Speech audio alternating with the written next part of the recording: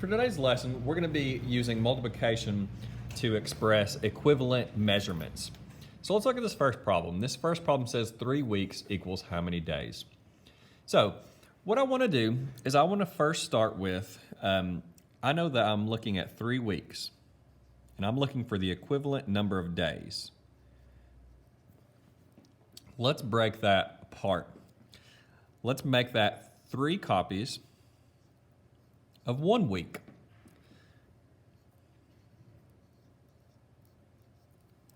So 3 weeks, we can say, is the same thing as 3 copies of 1 week. Now let's replace this 1 week with the equivalent number of days. How many days are in 1 week? That would be 7 days.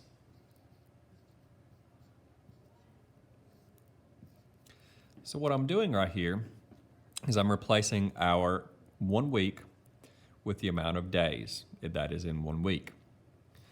So now, what are 3 copies of 7 days? Well, that's simply 3 times 7, which is 21. And our answer is in days. So our answer would be 21 days. So what we're doing is we're converting from weeks to days. So I just wrote how many weeks we have, 3 weeks. Now I'm taking out my unit and saying I have 3 copies of 1 week, which is the same thing as 3 weeks. And then I'm changing that, that unit to the equivalent number of days. So 1 week is equivalent to 7 days, and I still have my 3 copies of that. So 3 times 7 is 21, and our unit is days, so 21 days is equivalent to 3 weeks.